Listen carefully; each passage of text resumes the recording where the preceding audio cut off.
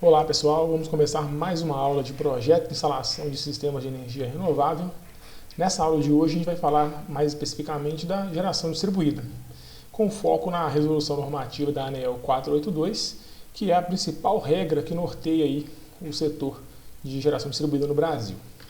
Então, antes de começar a falar de geração distribuída em si, a gente precisa entender o conceito de geração centralizada, porque esses dois conceitos, eles são complementares no setor de geração de energia, e apesar da geração distribuída ser nova, a geração centralizada já é um método já bem disseminado aí no Brasil e até no mundo também. Então a geração distribuída veio não para substituir a centralizada, mas para trabalhar junto com ela e suprir suas deficiências.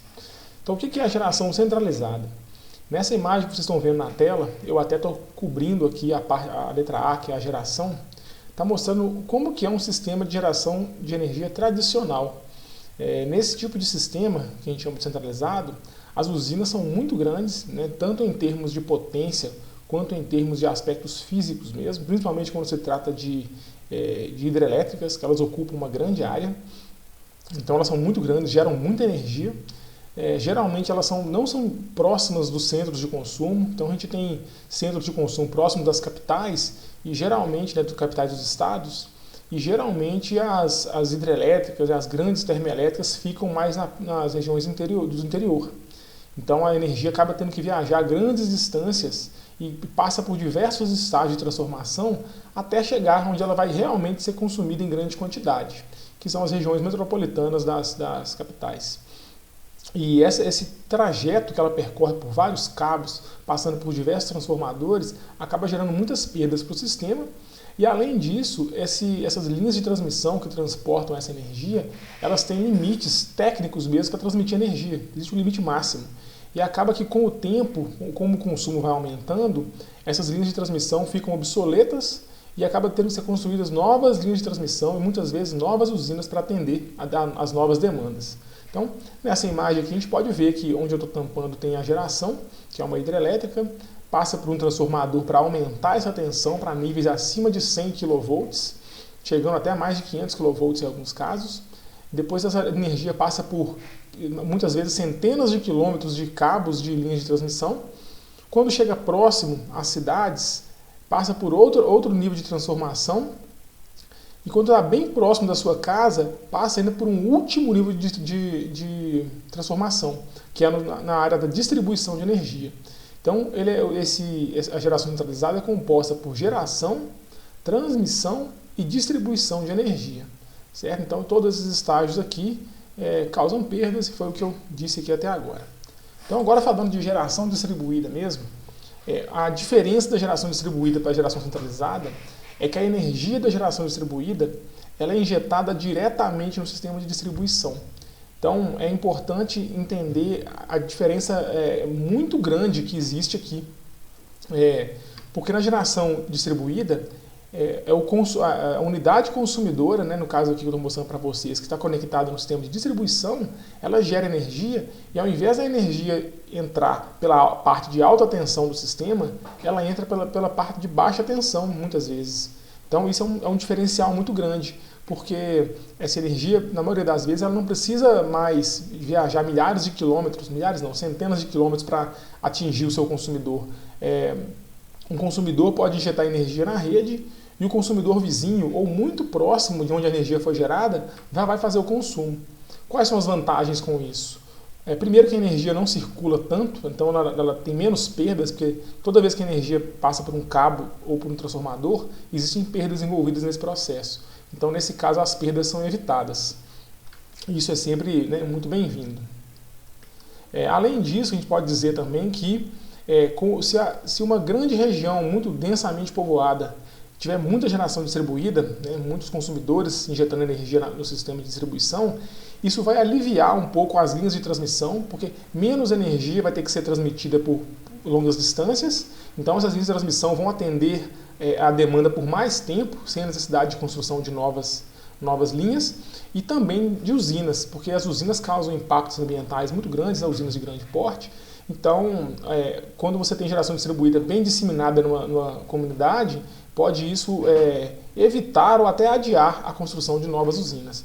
E essa geração distribuída também contribui para economizar água, por exemplo, nos reservatórios, porque as hidrelétricas podem trabalhar com a geração um pouco menor, e as termoelétricas também podem ser evitadas, né, porque a gente sabe que é uma energia mais cara, porque depende de derivados do petróleo, muitas vezes, para né, colocar a geração para funcionar. Outro ponto importante, outro aspecto importante da geração distribuída é que ela não substitui a geração centralizada. Em nenhum momento, principalmente no Brasil, em que mais de 60% da energia elétrica consumida vem de hidrelétricas, é inviável pensar que a geração distribuída vai conseguir suprir toda a alimentação de energia. Até porque, geralmente, a geração distribuída é construída com fontes alternativas, fontes renováveis, e as fontes renováveis não têm assim, aquela disponibilidade ideal. Por exemplo, energia solar fotovoltaica só tem durante o dia, e mesmo assim a gente tem períodos chuvosos, períodos em que tem uma incidência de sol menor, né, em várias regiões. E, por exemplo, também a energia eólica, que ela é bem sazonal. Tem uma época do ano que ela gera bem menos energia devido à disponibilidade de vento mesmo. Então, no Brasil, a primeira iniciativa para a geração distribuída aconteceu em 2004, por um decreto de lei, só que naquele momento não era disponível para qualquer consumidor que quisesse instalar na sua casa. Até porque não tinha nem mercado para isso, não tinha mão de obra, não tinha disponibilidade de mercado mesmo dos equipamentos. Então, era mais um caso de algumas distribuidoras que tivessem interesse de instalar geração distribuída poderiam concorrer a leilões, a processos de iniciativa da ANEEL para poder fazer essas instalações. Mas eram usinas muito pequenas e nada relevante assim para a matriz elétrica brasileira. Então, essa imagem mostra um pouco do que é a geração distribuída, que basicamente é a geração de energia pelos consumidores ligados ao sistema de distribuição, que é o diferencial dela. E ela vai operar sempre em conjunto com a geração centralizada, no caso aqui tem uma usina termoelétrica funcionando junto com a geração distribuída.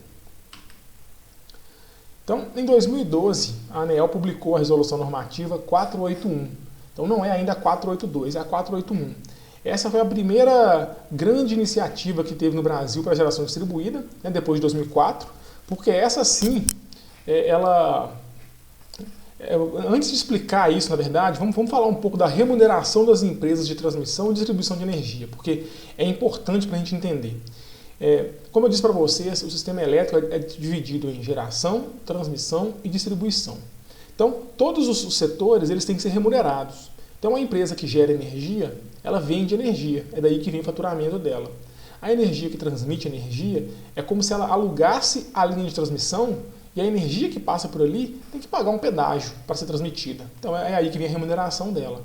E a empresa de distribuição, ela recebe também pelo uso do seu sistema de distribuição, dos seus cabos que estão nos postes, cabos subterrâneos. Então, ela também recebe uma parte devido ao uso do seu sistema.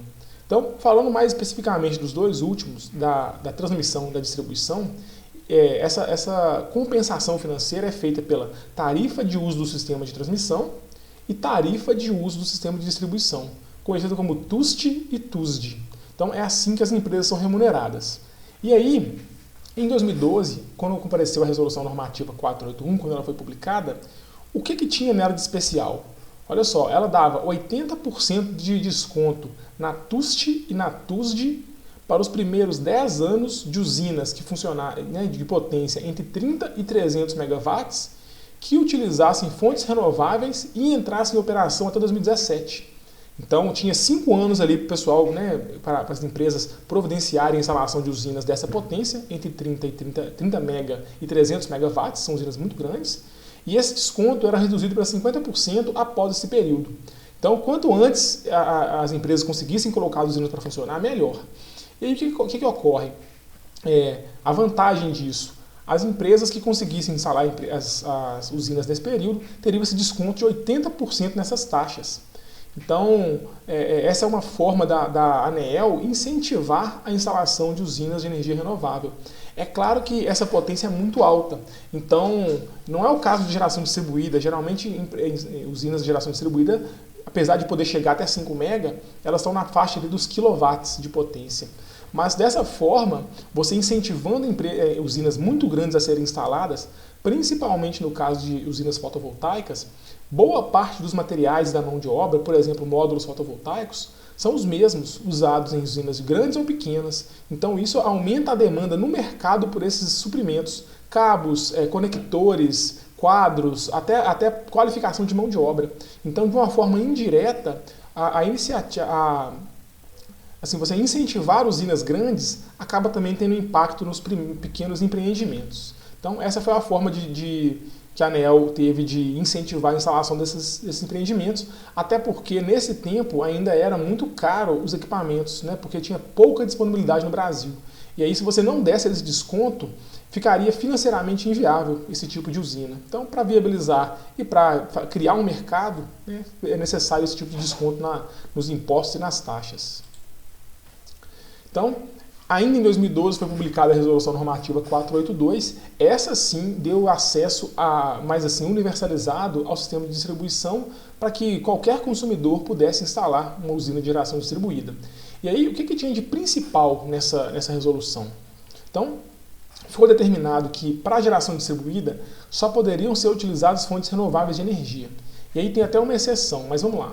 Você pode usar energia fotovoltaica, energia eólica, pequenas centrais hidrelétricas, que são usinas hidrelétricas de pequeno porte, e tem uma exceção que é para termoelétricas, que podem ser movidas a gás, só que elas têm que ter um mínimo de eficiência energética definido por norma, por lei. Então essa é a exceção. A geração distribuída também foi dividida em duas categorias. Tinha a microgeração, que era para usinas até 100 kW de potência, né, somando a potência de todos os geradores, e tinha a usina de mini geração, que era entre 100 kW e 1 MW de potência. Também foi criado o sistema de compensação de energia, em que a energia gerada compensava a energia consumida. Então, o consumidor poderia usar, até uma forma de explicar que poderia usar a rede elétrica como uma forma de uma bateria. Você pode fornecer energia quando você não tiver necessidade, e quando você precisar da energia, mas se você não estiver gerando, por exemplo, numa usina fotovoltaica, você pode gerar energia de dia e injetar ela na rede para que outros consumidores a utilizem, e à noite, quando a sua necessidade é maior, você usa essa energia de volta. Então é como se criasse crédito. Você pode usar é claro que a energia que você gera ela pode ser consumida instantaneamente também, mas a excedente ela vira crédito para você. E na época da publicação, em abril de 2012, as empresas de distribuição tinham 240 dias para adequarem a essa resolução. Então tinha que criar procedimentos internos ali para criar mesmo regras para o consumidor entender como que ele faria essas solicitações, todo o processo da homologação da própria usina.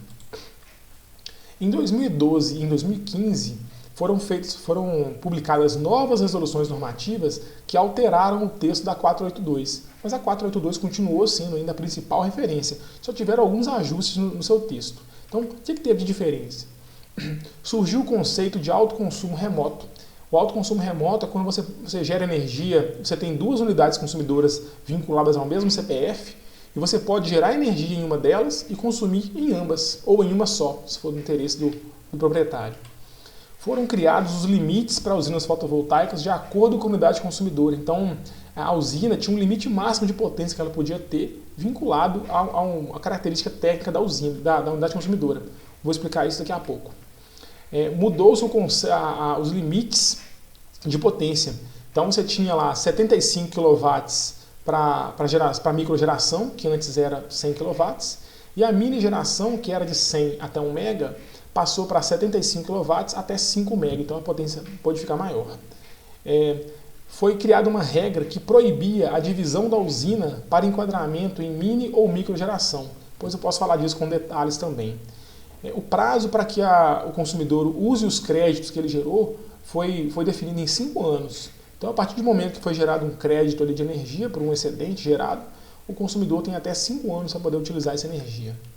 E aí foram definidas também regras para isenção dos impostos ICMS, PIS, PASEP e COFINS, que são os impostos que incidem na conta de energia e que tornam a conta de energia, né, bem mais cara do que se fosse pagar só o preço da energia. E aí, muitas vezes a gente passa batido na importância dessas isenções. E por que é importante, pessoal, a isenção? Principalmente porque sem a isenção, o sistema de compensação de 1 kW gerado compensar 1 kW consumido não seria possível. Porque vamos pensar aqui de uma forma bem simplificada. Se você gerou energia de dia, injetou essa energia na rede, a maior parte dela, e à noite você vai consumir energia, e querer que um compensa o outro, é um pouco complicado, porque no momento que você gera energia, você consome energia, perdão, você está consumindo, então você está usando todo o sistema elétrico, desde geração, transmissão e distribuição, e teria que pagar impostos, ICMS, PIS, PASEP e COFINS. E na energia que você injeta na rede, você também está usando o sistema de distribuição, então talvez também aplicasse esses impostos. Então pensa bem, se por acaso a energia que você injetou na rede compensasse somente o custo da energia que você consumiu, você ainda teria que pagar os impostos incidentes sobre a energia que você consumiu. E aí você teria um desconto bem pequenininho, que é só o preço da energia. Então beleza, que você consumiu, você gerou energia, compensou a energia que você consumiu, mas os impostos incidentes sobre a energia que você consumiu não seriam compensados. Então isso tornaria o sistema de compensação muito pouco favorável a quem gera energia, né? Compensando aí menos a metade do que você gerou. Então, a importância aí dessas isenções. Aí eu vou falar alguns detalhes sobre a Resolução Normativa 482, mas eu vou pausar essa aula e começar em outro vídeo, porque ela está ficando mais longa do que eu gostaria.